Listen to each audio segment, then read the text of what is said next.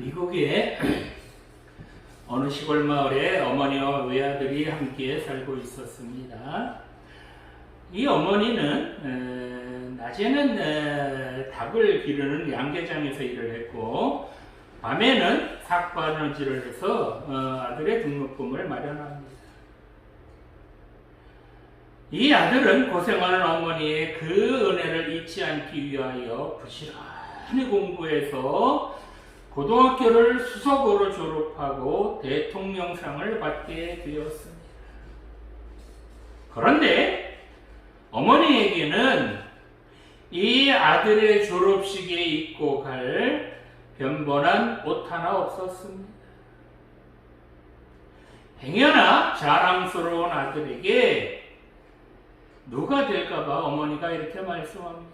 얘야, 네 졸업식장에 가기는 가야겠다만 갑자기 급한 일이 생겨서 갈 수 없구나. 이 말을 들은 아들은 어머니 앞에 무릎을 꿇고 울며 매달립니다. 어머니 안 계신 졸업식장이 내게는 아무런 의미가 없습니다. 어머니, 좋은 옷, 그런 옷 입지 않고 오셔도 괜찮으니까 제발 이 아들이 상 타는 모습을 꼭 보러 오세요. 이렇게 신신당부합니다. 결국 어머니는 이 아들의 졸업식장에 참여했습니다. 아들은 졸업식에서 받은 영광스러운 금메달을 들고 남루한 옷차림을 한 어머니를 향하여 달려갑니다. 그리고 그 금메달을 어머니의 목에 걸어드립니다. 그러면서 이렇게 말합니다.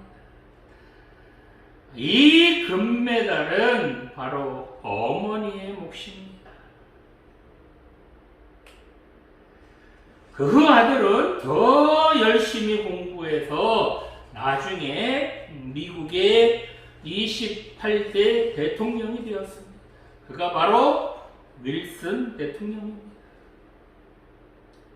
그는 자녀들의 가슴 속에 어머니의 그 따뜻한 사랑을 오래도록 기억하게 하고 싶었습니다. 그래서 1914년 상하의원의 그 의원들의 동의를 얻어서 5월 둘째 주일을 어머니 날로 정했습니다. 이때부터 미국에서 어머니 날이 시작되었습니다. 오늘 우리에게 주신 본문에는 부모님에게 효도하는 것이 바로 지혜로운 자식이 되는 길임을 강조하고 있습니다. 이 잠언 기자는 하나님과 이스라엘 백성들의 관계를 부모와 자녀와의 관계로 비유하며 부모님의 훈계를 무시하지 말아라, 멸시하지 말아라 라고 권면합니다. 부모님의 교훈을 무시하였을 때 필연적으로 세상 유혹에 빠지듯이 하나님의 백성 역시 하나님의 말씀을 무시하면 필연적으로 타락하게 될 수밖에 없음을 경고하고 있습니다. 마찬가지로 예수님을 믿는 성도들이 진정으로 부모님을 공경하지 않는다면 그건 잘못된 신앙이라고 말할 수 있습니다. 어버이 공경에 대한 계명은 이스라엘 백성들에게 주어진 중요한 의무 가운데 하나였습니다. 자, 그렇다면 지혜로운 자식은 누구일까요? 바로 부모님에게 효를 행하는 자녀들이 바로 지혜로운 자녀들입니다. 이렇게 지혜로운 자녀를 낳은 부모는 크게 즐거워할 것이다 라고 본문은 증거합니다. 자, 그렇다면 자녀들은 어떻게 부모님에게 효도해야 할까요? 오늘 어버이 주일을 맞이하여 부모님에게 어떻게 효도를 해야 하는지 주신 본문을 살펴보며 함께 은혜 나누기를 원합니다. 자, 첫 번째로 부모님의 말씀을 청종해야 한다는 것입니다. 본문 22절 말씀을 보겠습니다. 너를 낳은 아비에게 청종하고 내 늙은 어미를 경히 여기지 말지니라. 아멘. 자, 본문은 자식들이 부모님에게 효도할 것을 권면하는 그런 내용입니다. 본문에서는 소극적인 의미에서의 효도, 즉 부모의 말씀을 거역하지 않고 멸시하지 말아야 함을 권면하고 있고, 뒤에 나오는 본문 25절은 적극적인 면에서의 효도를 말하고 있습니다. 자, 오늘 본문 22절에 보니까 먼저 너를 낳은 아비에게 청종하라 라고 말씀합니다. 여기서 너를 낳은 사람이 어머니가 아닌 아버지라고 합니다.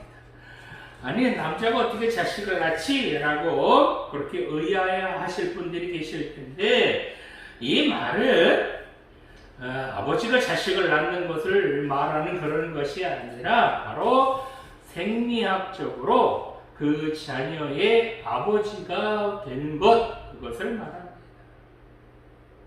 여기에서 너를 낳은이라는 이 표현은 자녀들이 부모님의 명령에 순종해야 할 근본적인 이유가 무엇인지를 제시하는 것입니다.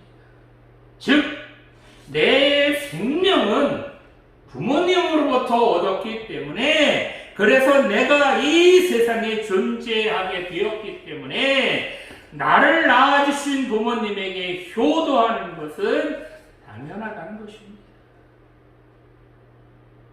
이렇게 자녀들은 그의 아버지에게 청종하라는 것입니다. 이 청종하라는 단어를 히브리어로 보면 이 단어가 샤마라는 단어로 듣다, 경청하다, 순종하다라는 뜻이 있습니다.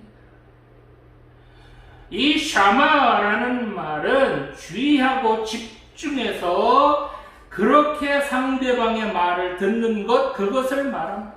대충 그냥 그렇게 그냥 얼버무려 듣는 그런 것이 아니라 집중해서 상대방의 말을 들음으로써 그 들은 말대로 순종하는 것, 그것을 말합니다.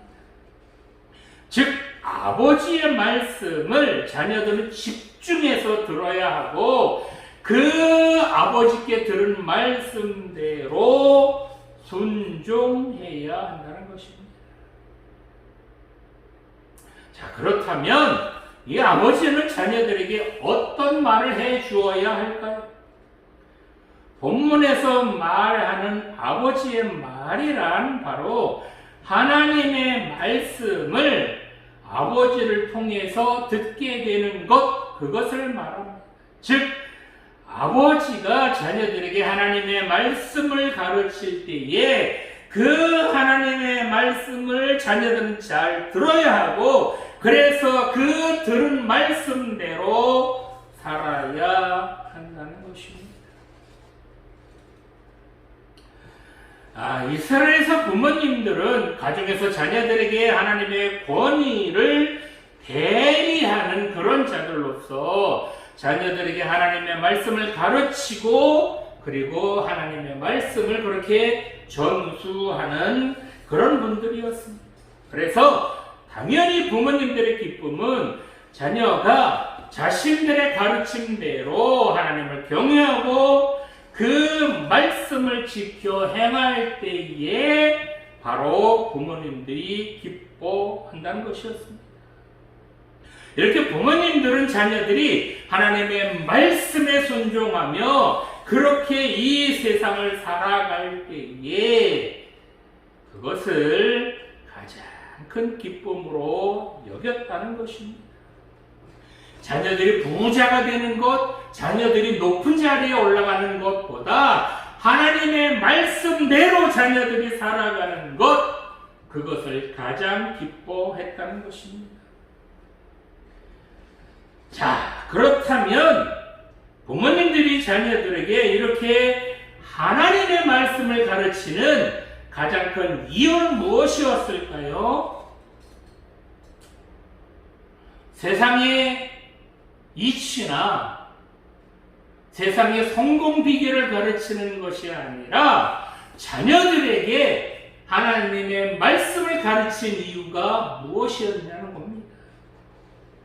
바로 세상의 이치보다 성공 비결보다 자녀들이 하나님의 말씀대로 살아야 복을 받기 때문에 자녀들에게 바로 이 하나님의 말씀을 가르쳤다는 겁니다. 하나님의 말씀대로 자녀들이 살아야, 그래야 세월 낭비하지 않고 인생 낭비하지 않을 수 있기 때문에, 그래서 자녀들에게 하나님의 말씀을 가르쳤다는 겁니다. 그래서 오늘날 우리 부모님들도 역시 자녀들에게 열심히 하나님의 말씀을 가르쳐야 합니다. 그래야 자녀들이 삐뚤어지지 않을 수 있고 자녀들이 어긋나지 않을 수 있습니다. 영화 공공의 적이라는 영화의 모티브가 된 그런 살인사건이 있었습니다. 이 살인사건은 1994년 5월, 즉 가정의 달인 5월 달에 일어난 사건으로 아들인 박한상이 아버지와 어머니를 무려 40군데가 넘도록 칼로 찌른 후에 그것도 부족해서인지 그 부모님들을 불로 태워버린 그야말로 폐륜 범죄를 저지른 그런 살인사건이었습니다. 이렇게 자기를 낳아주신 부모님을 끔찍하게 죽인 이 아들이 사형 선고를 받고 그렇게 사형장으로 가기 전에 마지막으로 남긴 유언이 있습니다. 내가 부모님의 말씀을 듣지 않고 부모님에게 반항하고 대들고 부모님을 폭행했을 때에 그것이 잘못된 행동이다 라고 지적해 준 사람이 없었습니다.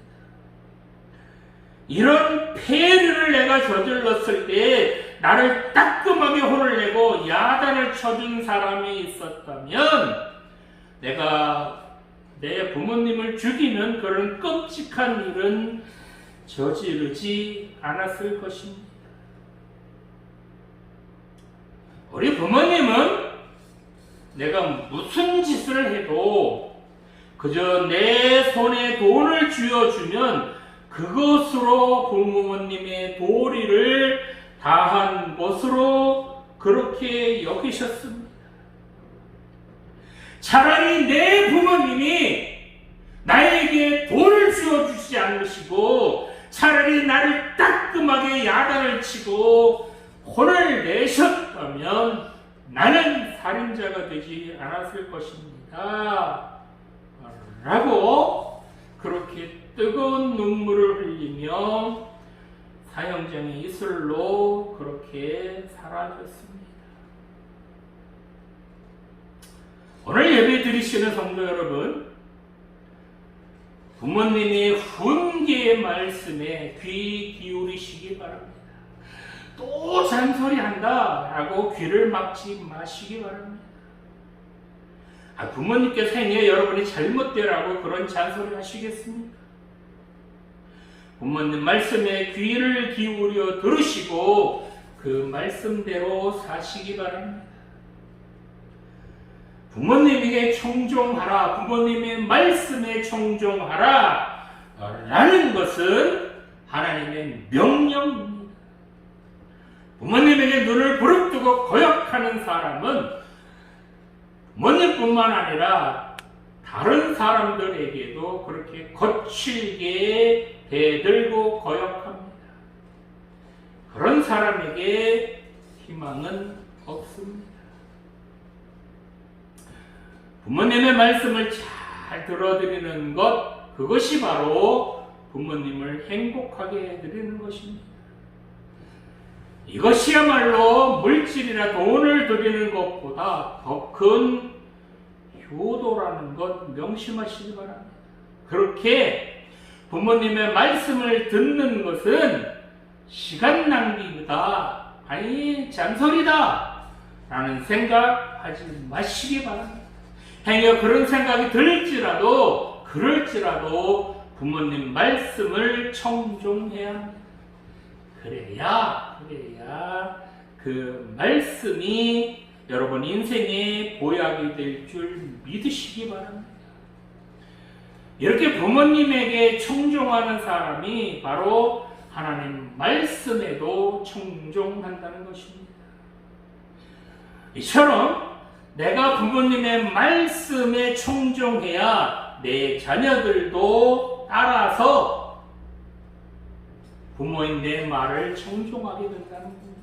그래서 청종은 가장 큰 효도이며 최고의 복이라는 것 여러분 명심하시기 바랍니다. 자, 두 번째로 부모님을 존경해야 합니다. 본문 22절 말씀 다시 한번 보겠습니다. 너를 낳은 아비에게 청종하고 내 늙은 어미를 경히 여기지 말지니라. 아멘. 자, 본문 후반절에 보면 내 늙은 어미를 경히 여기지 말지니라 라고 말씀하셨습니다.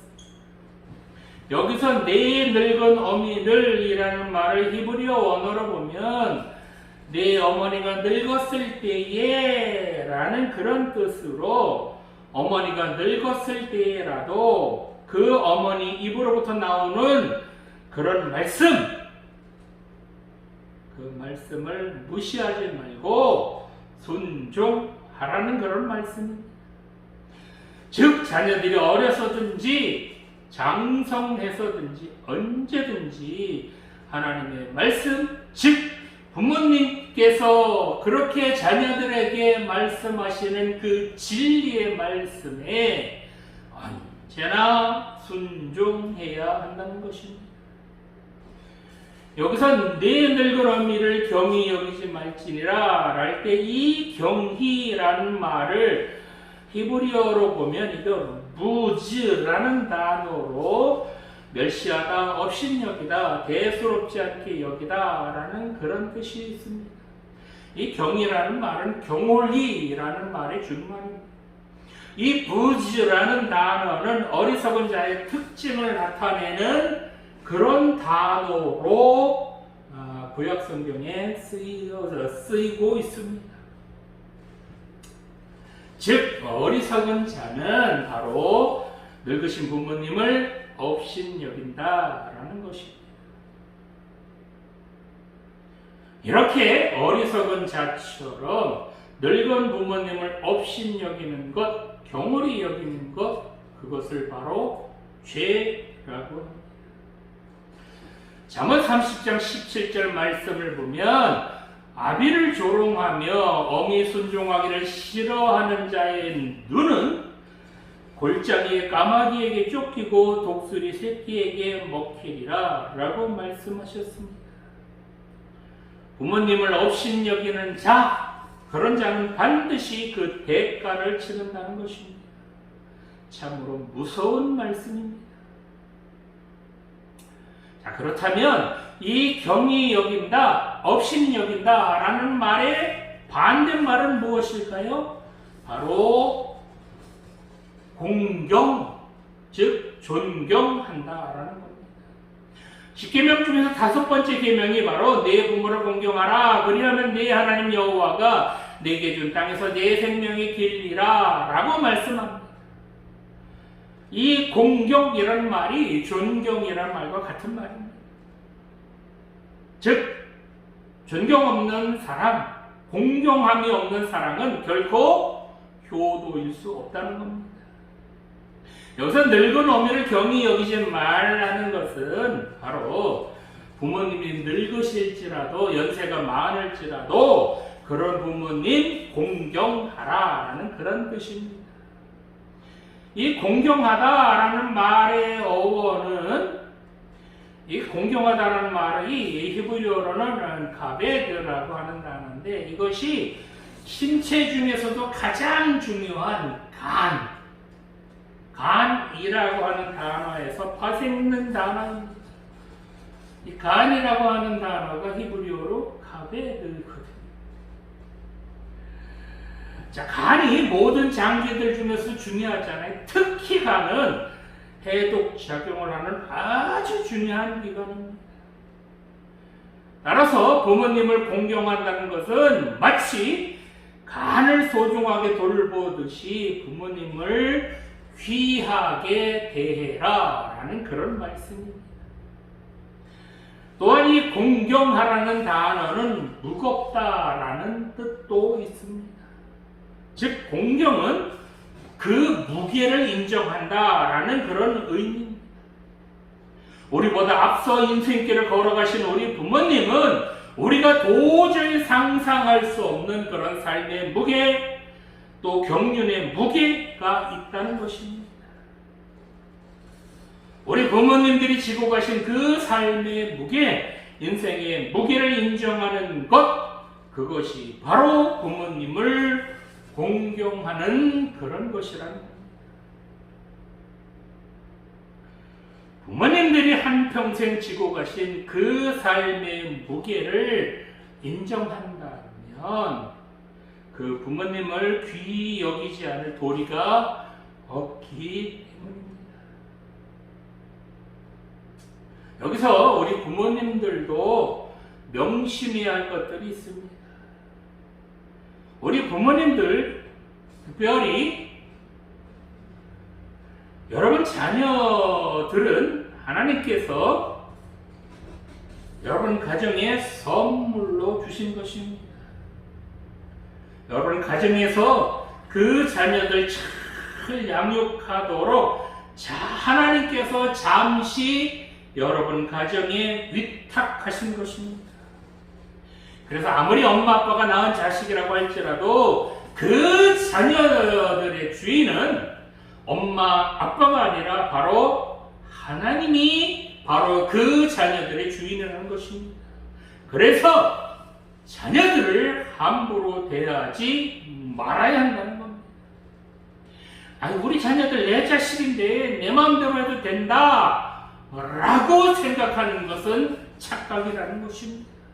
그래서 우리 자녀들에게도 경홀히, 즉 소홀히 대하거나 부모님의 말 듣지 않는다고 속썩인다고 함부로 대해서는 안 된다는 겁니다. 여러분의 자녀들은 하나님께서 여러분 가정에 위탁하셔서 하나님 말씀으로 잘 양육하게 하시려고, 그래서 그 자녀들을 부모님의 따뜻한 사랑으로 기르면서 하나님 아버지의 사랑을 깨닫게 해 주시려고, 그래서 여러분 가정에 보내주신 선물이라는 것 여러분 명심하시기 바랍니다. 뿐만 아니라 부부관계도 마찬가지입니다. 내 아내나 내 남편을 경홀히 여기거나 업신 여기지 말아야 한다는 겁니다.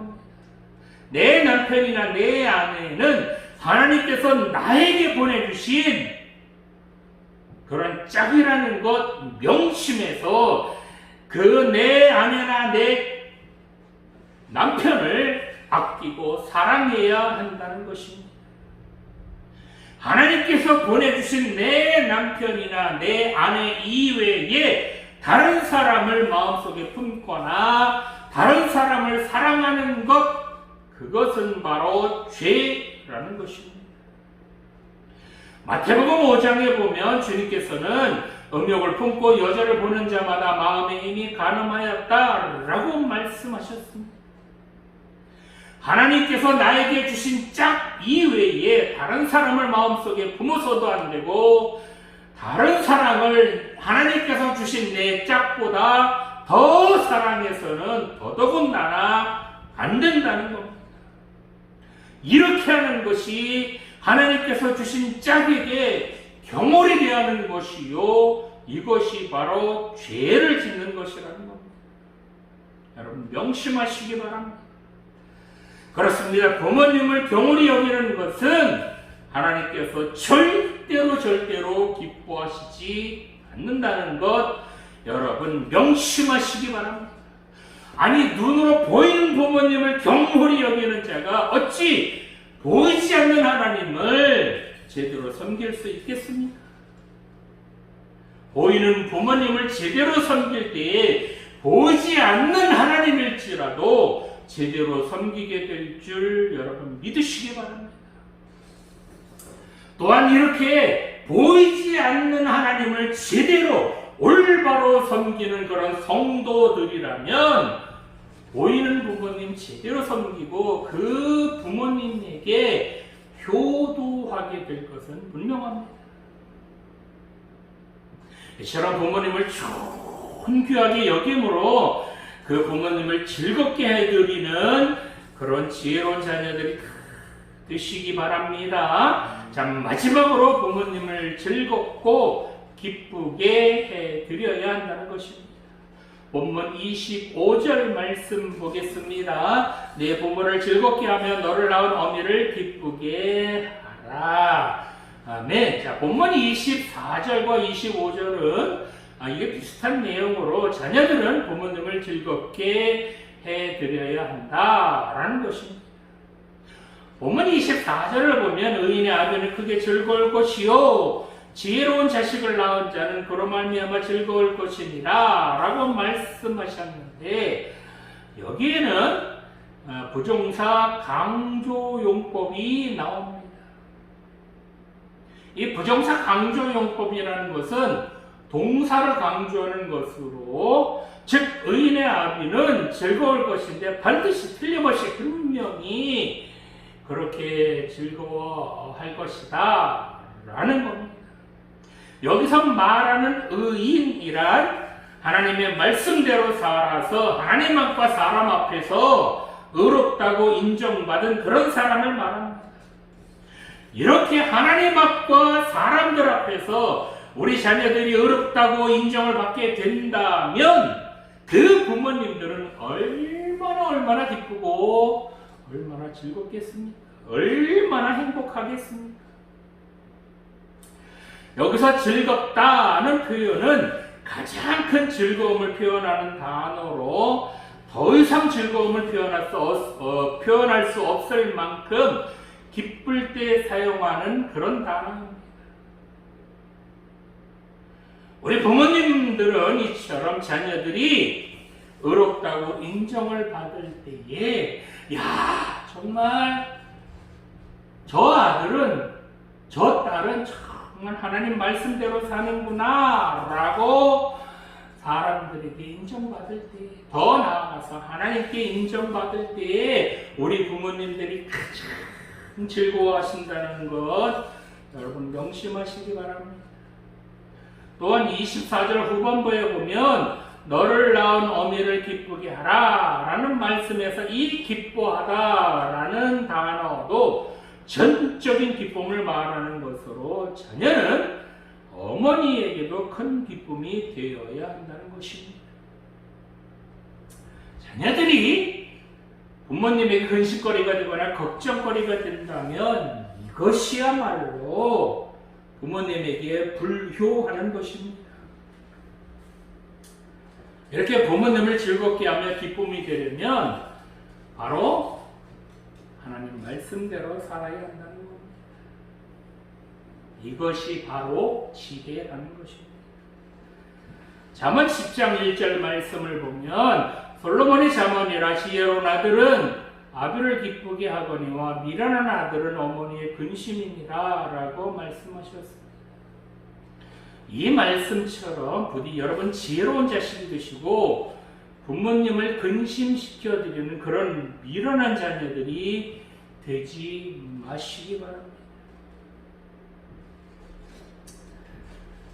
남편을 여의고 시골에서 홀로 살던 할머니가 계셨습니다. 이 할머니는 아들네 집에서 함께 살기 위해 아들 집을 찾아갑니다.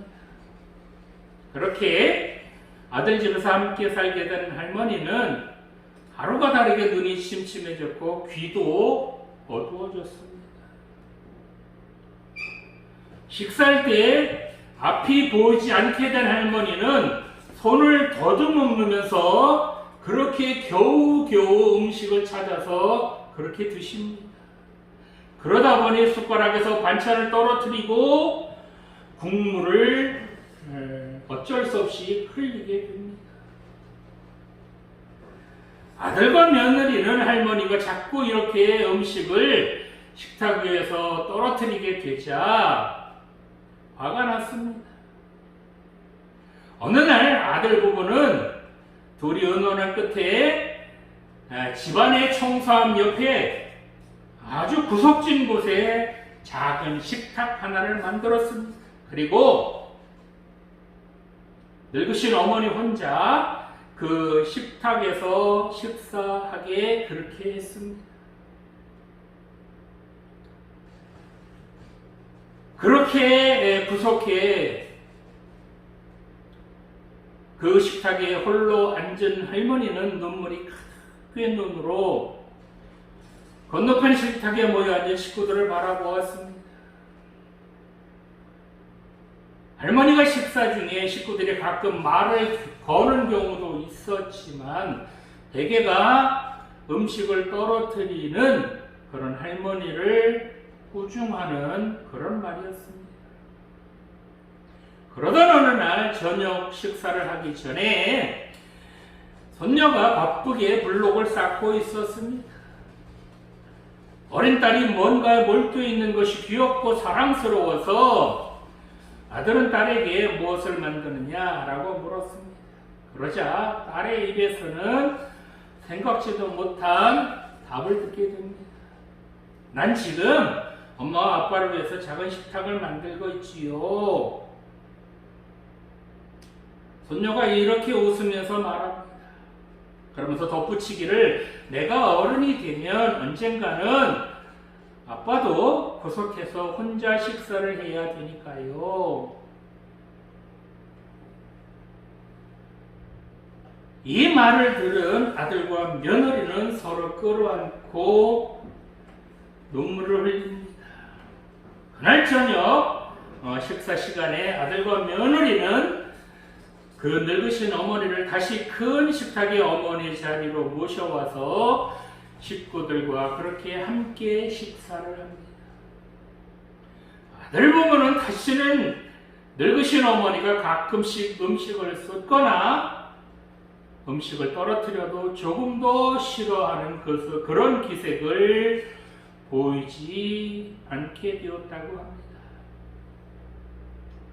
오늘 예배 드리시는 청년 여러분, 여러분들은 부모님을 즐겁게 하며 부모님을 기쁘게 해 드리십니까? 아니면 부모님들의 근심거리이며 걱정거리이십니까? 효가 무너지면 모든 것이 무너집니다. 부모님에게 불효하면서 잘되는 자식은 없습니다. 행여 불효하는 자식이 처음에는 잘되는 것 같을지라도 나중에는 다 망하고 말 것입니다. 오늘 주신 말씀처럼 부모님에게 효를 향하는 것은 바로 하나님의 명령이며 하나님의 뜻이라는 건 명심하시기 바랍니다. 그것이 바로 자녀들이 잘 되고 장수하는 길이라는 것도 명심하시기 바랍니다.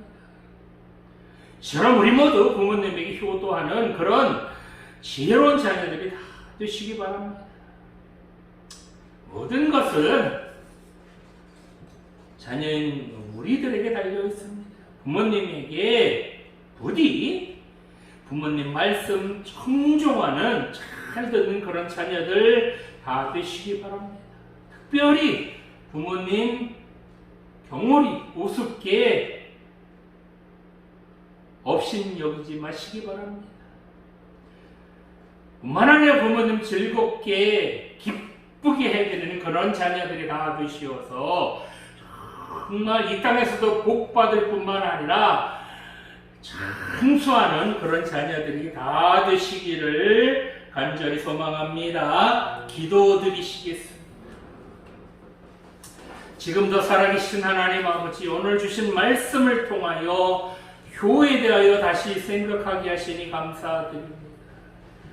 우리는 그동안 참으로 불효막심한 자녀들이었음을 고백합니다. 부모님의 즐거움이 되며 기쁨이 되지 못하고 오히려 걱정과 근심만 끼쳐드린 저희들 용서하여 주시옵소서. 부모님을 공경하지 못하고 오히려 경히 여기며 소홀했음도 고백합니다. 이제부터라도 부모님을 공경하며 존귀하게 여기며 그렇게 부모님께 효도하며 살아가게 하여 주시옵소서. 정말 나를 위하여 헌신하며 그렇게 희생하신 부모님이 계셨기에 오늘의 내가 있음을 이제서야 깨닫습니다. 이 부모님의 그 놀라운 은혜를 우리 마음속 깊이 새기며 그런 부모님에게 효도하며 살아가게 하여 주시옵소서. 부모님께 공경해야 땅에서도 잘 되며 장수한다는 십계명의 말씀을 마음속 깊이 명심하며 살아가게 하여 주시옵소서. 감사드리며 예수님 이름으로 기도드립니다.